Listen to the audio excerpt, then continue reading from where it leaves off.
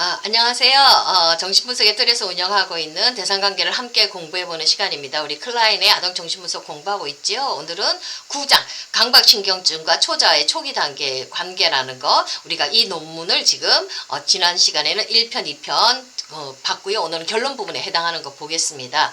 자, 이제 아이들이 이제 엄마를 공격하고 파괴했다는 그 환상 아이들 가지고 있죠. 그러면서 무의식적인 환상이에요. 그러면서 이 아이들이 이제 막 마음속에서 그걸 회복하지 못하기 때문에 엄마를 공격했고 파괴했다는 것 때문에 불안과 죄책감이 막 올라와요. 근데 이게 너무 힘든 감정이지 않습니까? 그러니까 아이들도 여기에서부터 지 나름대로 살기 위해서 다양한 어떤 정신 기제들, 방어 기제들을 만들어내기 시작하는데 그 부분 오늘 한번 살펴보도록 하겠습니다. 자, 불안과 죄책감이 올라오면요, 이 아이들 먼저 하는 거 되돌려 주려고 해요.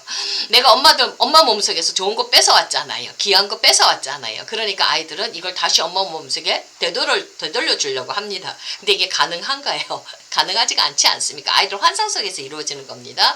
강탈한 것들을, 엄마 몸에서 빼앗아온 것들을 이렇게 다시 돌려줄 수 없다고 생각할 때 애들이 죄책감이 생기는 거예요. 미안하고 죄책감이 생기면서, 자, 이러니까 아이들이 어떡합니까? 더 많이 불안해지겠지요. 여기 오늘 보면 요니라는 아이, 우리 클라인 선생님이 분석을 했는데, 이 요니 바로 요런 그 놀이를 하는 겁니다. 되돌려 주려는데, 그걸 되돌려 주기 위해서 이 아이가 놀이를 할 때 장난감들 숫자 하나하나를 정확하게 세요.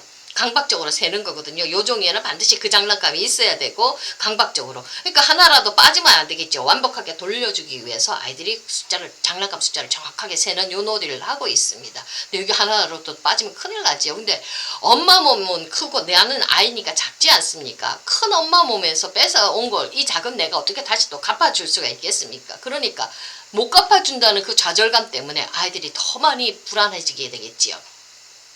자, 이렇게 적절한 것을 내가 다시 갚아줄 수 없고 충분하게 줄 수 없다는 것 때문에 아이들은 두려움이 생기고요.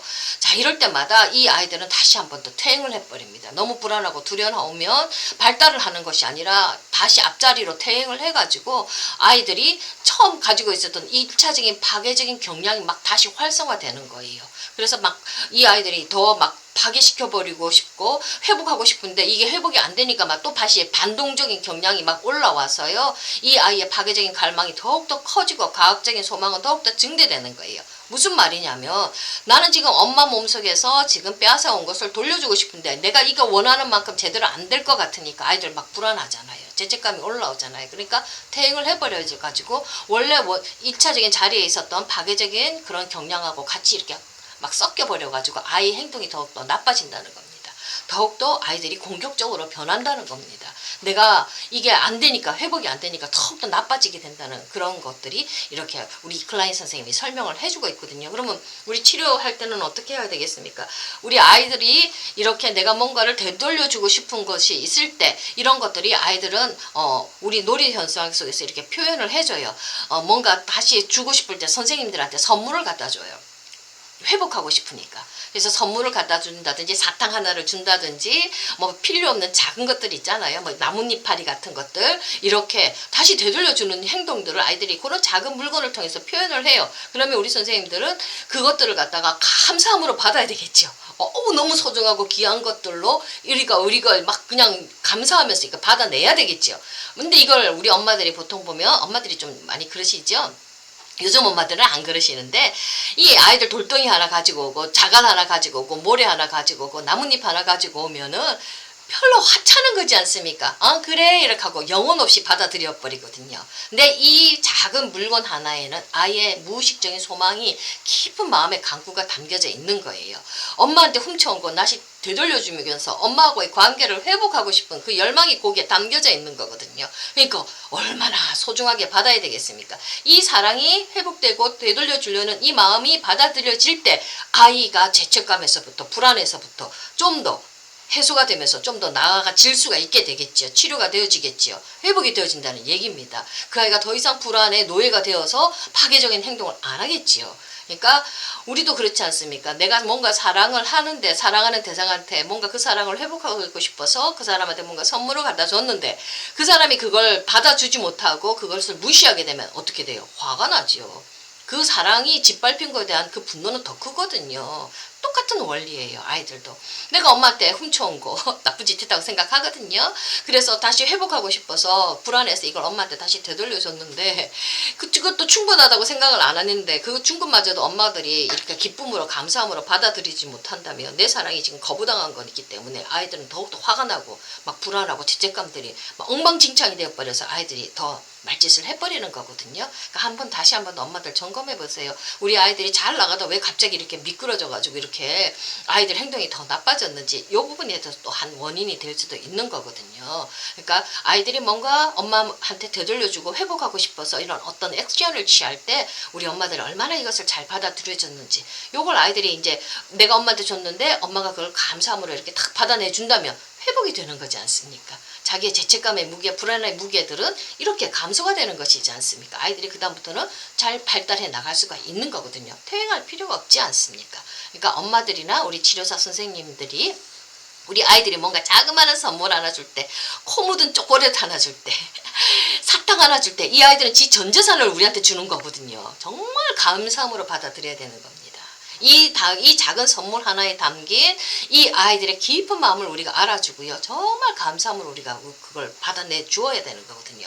그래야 아이들이 마음이 편안해지고 자유로워지는 거거든요. 바로 그 얘기를 하고 있는 겁니다. 두 번째, 또 꼭 비슷한 내용이에요. 보상하려는 충동이 있어요. 파괴했으니까 회복하고 싶고 보상하고 싶죠. 똑같은 원리입니다. 그래서 죄책감이 올라오는 것들을 이걸 막 강박적으로 보상해서 회복하려고 자 이렇게 하는데 이 보상이 마찬가지로 실패하게 되면 아이들의 불안은 증대되고 다시 이전 단계로 퇴행해서 아이들의 행동이 더욱더 나빠진다는 겁니다. 잘 받아주셔야 돼요. 아이들을 회복하려는 이런 몸집들 우리 엄마들이나 치료사들이나 빨리 캐치해서 잘 받아주셔야 됩니다. 자 이렇게 아이들이 불안이 막 이렇게 올라오면요. 자 이 아이는 더욱더 많이 소유하려고 해요. 그래서 초자하고 이렇게 엄마의 위협에 맞서기 위해서 되돌려주기를 바라는 욕망이 더욱더 강하게 올라와요. 이게 같이 짬뽕이 돼서 올라오는 거거든요. 자, 이 소유하려는 욕망은 뭐냐면 되돌려주기 위해서 소유하려는 거예요. 똥을 보유하려는 거예요. 그래서 아이들 이 대변을 보유하려고 해서 변비 문제가 생기고요. 이 부분 이것이 해결이 되지 않은 채로 성인이 되면 우리 성인들 자 뭔가를 되돌려주기 위해서 자꾸 모으려고 해요. 돈을 모으려고 해요. 수전노가 되어져 버리거든요. 자 이런 욕동이 그대로 우리 성인들한테도 이어져 가거든요. 그래서 좋은 거를 수전자가 되는 사람, 그 다음에 꽉 모아서 안 주려고 하는 사람도 있고요. 그 다음에 마찬가지로 똑같은 역동이에요. 이걸 내가 주기 위해서 또 모으는데 좋은 걸 오랫동안 가지고 있지는 못해요. 빨리빨리 좋음이 들어오면 그걸 내 속에서 잘 간직하지 못하고 빨리빨리 내보내버려요. 낭비하는 거죠. 남한테 자꾸 좋은 일만 하고 자기 자신은 그냥 빈곤인 채로 살아가는 그런 사람들 있지 않습니까? 내 삶은 계속 적자인 거예요. 자, 이런 역동들이 바로 어렸을 때 요때 이 보상하려는 충동이 충분히 해소가 되지 않을 때 고착이 되어져 버리면 성인이 되어서도 계속 돈을 배변처럼 그냥 변비 귀한 것들 엄마한테 훔쳐온 것들을 깍 쥐고 있으려는 그런 것들도 있고요. 어떤 사람들은 어떻게 해요? 나누어 주기 위해서 그냥 이것을 다시 되돌려주기 위해서 소유는 하지만 빨리빨리 좋은 것들을 이렇게 낭비해서 버려버리고 줘버리고 선물 주는 걸로 자기는 그냥 아무것도 안 가지고요. 그런 식으로 삶을 살아가는 거 계속 마이너스 인생이죠. 적자 인생이죠. 그런 역동을 보이는 게 바로 이 부분에서 지금 결핍이 되어지고 고착이 되어졌기 때문에 성인들도 그런 역동을 보이는 겁니다. 그러니까 아이들도 뭔가 주기 위해서 끊임없이 뭔가 가지려고 하거든요. 이렇게 강박신경증적인 아이들이 그런 모습을 보이는데 자 이런 것들 자 이 아이들은 이렇게 커 나가면서 이때 어떻게 했냐면 내가 이런 죄책감이나 불안해서 회복하는 것이 이제 서서히 아이들은 대상 엄마가 회복하는 거에 달려 있다고 아이들이 점점 이제 생각을 하게 됩니다. 그래서 저 이제 파괴적인 경향으로 이 모든 것들을 감정을 해소하는 것이 아니라 이제는 그거는 이제 폭력적인 성격을 잃고요. 초자아 욕구라든지 그다음에 대상의 욕구에 보다 조금 더 대상의 요구에 보다 조금 더 잘 적응할 수 있도록 이렇게 아이들이 커 나가게 됩니다. 자 그렇고요. 그 다음에 이제 보상하려는 충동이 있고요. 그 다음에 세 번째는요. 이제 이 아이들은 강박 행동과 사고의 전능성을 믿게 됩니다. 사고의 전능성이라는 건 뭐냐면 이제 오이디푸스 갈등이 시작되기 전에 시작되면서부터기도 하네요. 그럴 때 아이들은 그 자리가 자기애가 막 증가하는 자리입니다. 자 자기 자신을 과대평가해요.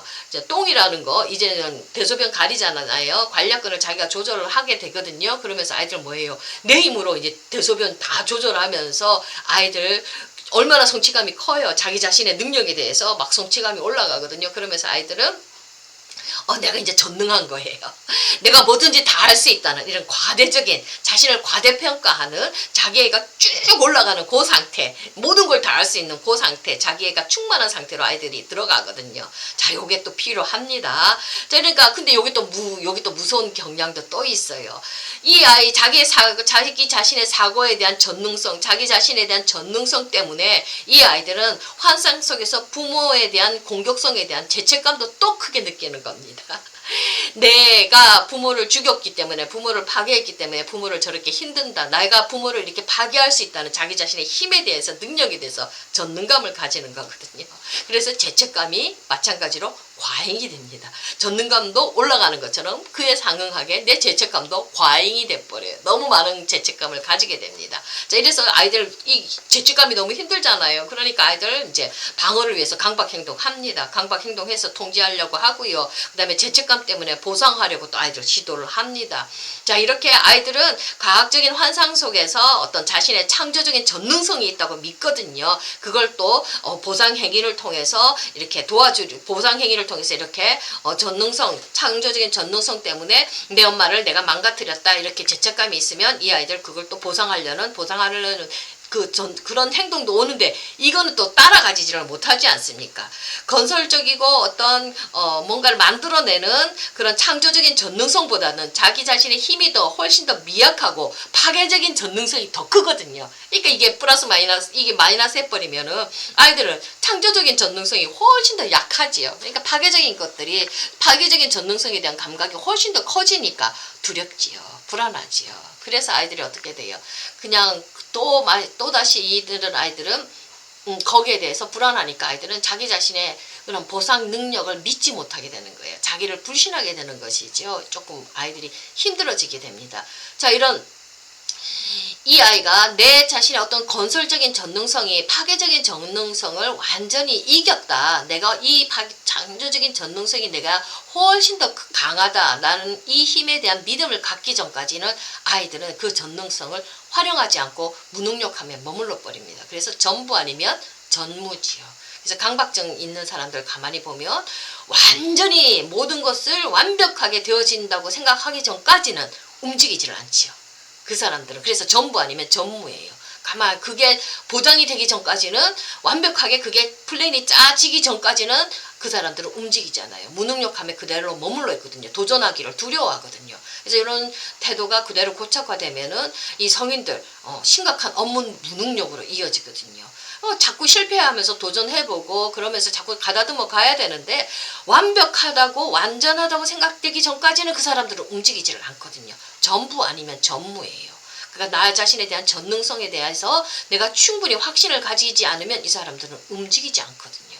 그러니까 이 아이들도 그런 경향을 가지면 이 뭔가를 놀이를 통해서, 실패를 통해서 뭔가 승화하는 것들을 만들어 가야 되는데 그것조차도 아이들은 만들어 나가지를 못해요. 성인들은 자신의 능력을 펼치지를 못하고 요런 아주 조금은 병리적인 것들로 이 아이들이 자신의 성장의 잠재력을 이렇게 막아버리죠. 그러니까 이 아이들은 우리 놀이를 할 때 선생님들이 이제 아이들 이렇게 놀이를 하면 정말 그 파괴가 무섭지 않도록, 그래서 마음껏 파괴하고 마음껏 건설할 수 있도록, 그래서 새로운 것들을 만들어내는 이 경험을 놀이 속에서 많이 하게 되면 내 자신의 이 파괴적인 능력, 공격성에 대해서 두려워하지 않고 마음껏 자기 창조적인 능력을 발현해 나가겠죠. 그래서 애들 놀이할 때 보면 꼭 무너뜨리고 회복하는 이 놀이들 잘해줘야 되거든요. 그래서 제가 부모님들한테 집에서 할 수 있도록 하는 놀이 가르쳐주는 게 뭐냐면, 이제 블록 같은 거 쌓았다가 무너뜨리면 또다시 만들 수 있잖아요. 파괴가 무섭지 않도록. 그리고 또 뭐가 있겠습니까?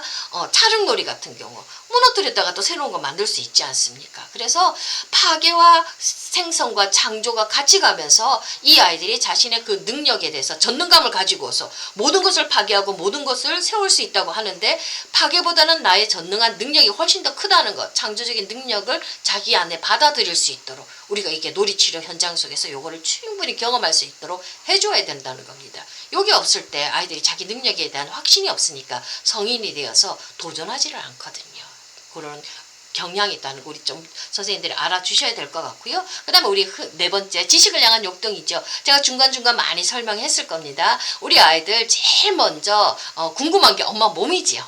제가 오늘 놀이치료한 아이 중에 한 명이 참 재밌는 거를 오늘 놀았어요. 그 아이는 계속 엄마 표상이 상어거든요. 상어. 그래서 상어 엄마한테서 혼나고 오면 상어 이빨을 가지고 막 표현하는 놀이를 하는데 이 아이가 오늘은 상어 몸 안을 들여다보는 거예요. 이런 큰 상어 안에 물고기 막 먹고 그 다음에 그 물고기 안에 물고기도 먹고 그 뱃속에다가 조그마한 피겨 사람 피겨들도 이렇게 집어넣거든요. 그러면서 그게 궁금해서 이렇게 막 들여다보는 거예요. 그래서 제가 놀이 해석할 때 야 뭐뭐야 너 그 뱃속에 있는 게 뭐가 있는지 궁금하구나. 거기에 물고기도 있고 어머 애기들도 있네. 내가 이렇게 해줬더니 아이가 뭐라고 했냐면 엄마는 사랑하러 떠났어요. 이렇게 얘기를 하는 거거든요. 참 재밌었어요. 그러니까 이 아이가 뭐예요? 엄마 몸속 안에 엄마 뱃속 안에 뭐가 있는지 정말로 궁금한 걸 지금 놀이를 통해서 표현해 주잖아요. 상어도 있고 물고기도 있고 그 다음에 애기도 있잖아요. 그러니까 그거 집어넣으면서 엄마 몸속에 우리 아이들 엄마 몸속에 아버지 음경도 있다고 생각하고 애기도 있다고 생각하고 그러면서 그걸 빼앗아 오고 공격하고 막 이런 환상들을 펼치는데 딱 4살짜리 아이거든요. 그러니까 엄마 몸속에 대해서 뭐가 있는지 그게 어떻게 펼쳐지는지 아이들 궁금한 거예요. 여기에 대한 궁금함, 호기심 거기서가 바로 지식을 향한 욕동이 출발하는 것이죠.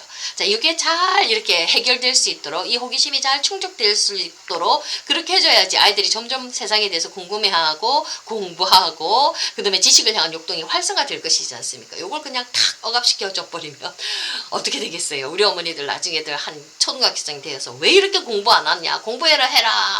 아무리 아이들한테 강요를 해도 이미 무의식적인 욕동 속에서 이게 초기에 딱 억압이 되어져 버리면은 무의식 깊은 데서부터 마음 깊은 데서부터 공부하려는 욕망이 안 올라오는 거예요. 그 백날 해봐야 엄마하고 싸우기만 하고 힘들 거거든요. 그러니까 처음부터 아이들 제일 처음 지식에 대한 호기심을 갖는 건 엄마 몸이에요.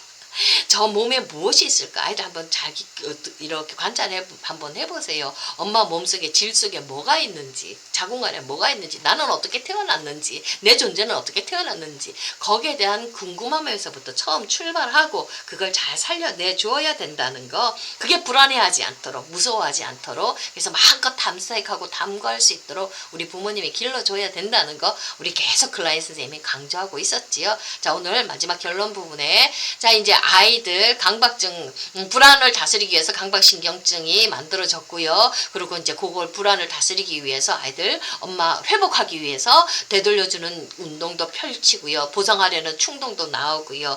그 다음에 사고의 전능성 때문에 아이들 힘들어하기도 하고요. 그 다음에 요걸 잘 조절해줘서 회복할 수 있도록 해줘야 되고요. 지식을 향한 욕동이 잘 발달할 수 있도록 우리가 도와줘야 된다고 우리가 클라이언트 선생님이 마지막에 결론 내고 있거든요. 자, 오늘은 여기까지 하고요. 다음 주부터는 좀 더 다른 내용 가지고 10장 내용입니다. 가지고 같이 공부하도록 하겠습니다. 감사합니다.